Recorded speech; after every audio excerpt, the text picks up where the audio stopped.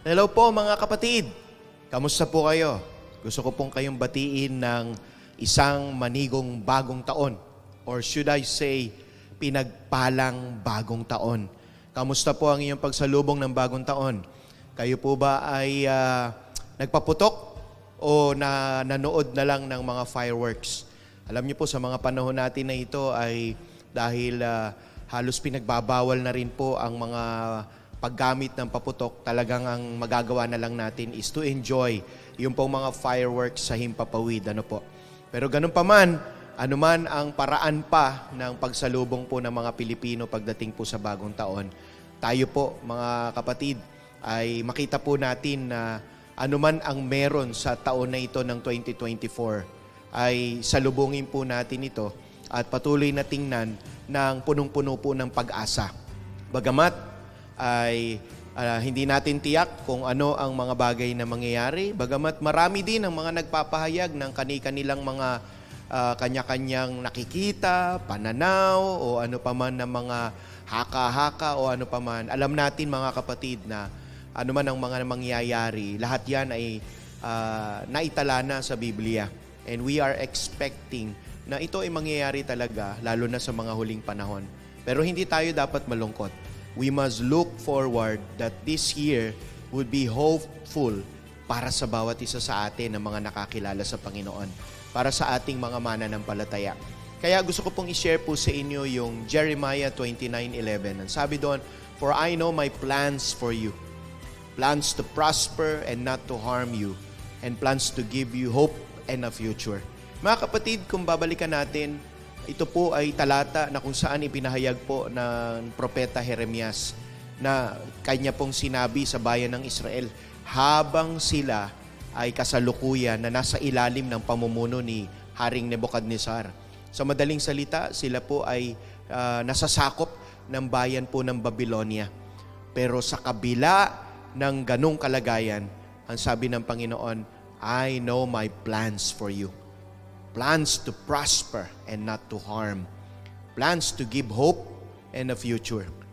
Mga kapatid, ano man ang taon na meron ito na parang tingin natin ay wari para tayong bayan ng Israel na we are under ruling of mga tinatawag nating mga unprecedented things na pwedeng mangyari. Pero tatandaan natin mga kapatid, ano man ang mga mangyayari, it may sounds not good, it may not look good, pero tandaan natin, meron tayong Diyos. Meron tayong Panginoon na pwede nating laging tingnan na doon tayo ay laging makasusumpong ng pag-asa.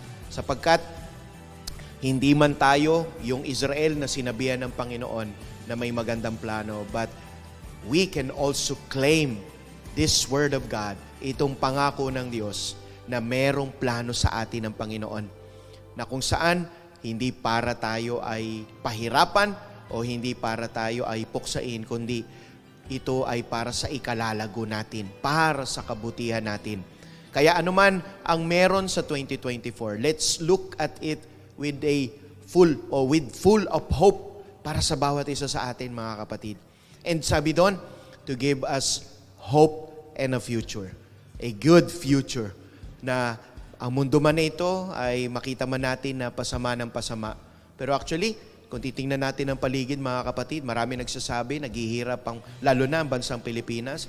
Pero I doubt, kapag tumingin ka nga sa paligid, parang hindi naman. Pero ganun pa man, the reality is there.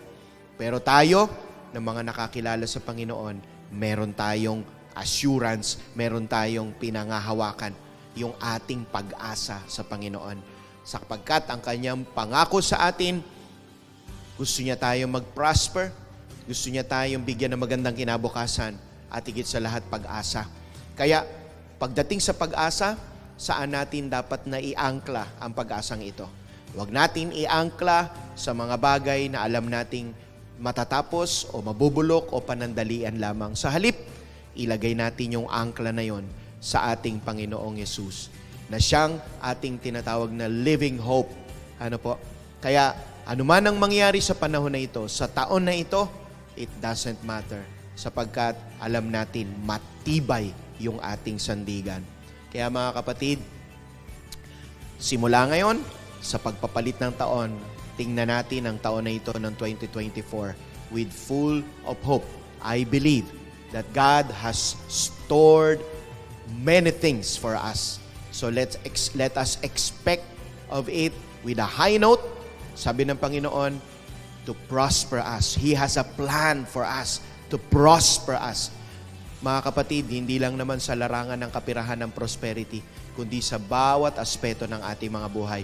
It can be physical, it can be emotional, it can be relational, it can be spiritual, or even financial, mga kapatid.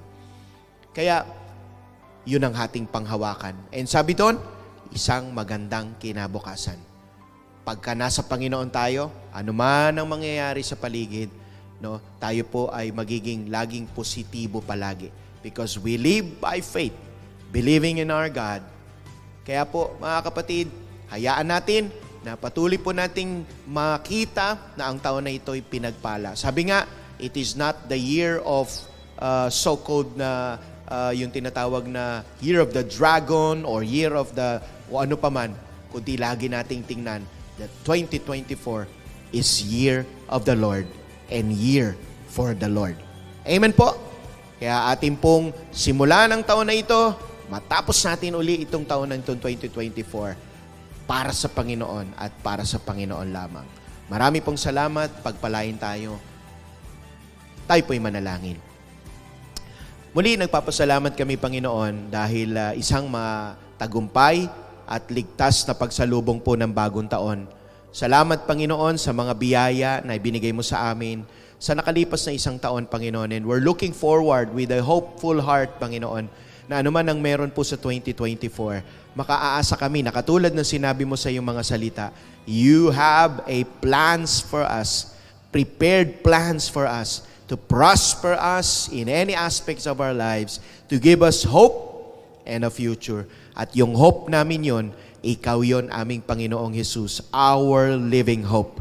Kaya po, O Diyos, ang bawat isa sa amin, patuloy po, Panginoon, na panghawakan mo ang aming mga buhay, ang aming mga pananampalataya, na anuman ang mga makakaharap namin sa taon na ito, Panginoon, hindi kami matinag sapagkat nakaangkla ang aming pag-asa sa iyo lamang. Marami pong salamat. Pagpalain mo ang bawat isa sa amin, Panginoon, as we start a new year, 2024. Pagpalain mo ang bawat isa sa amin, purihin at sambahin ka. Ito po ang aming dalangin. Sa pangalan ni Jesus, Amen at Amen.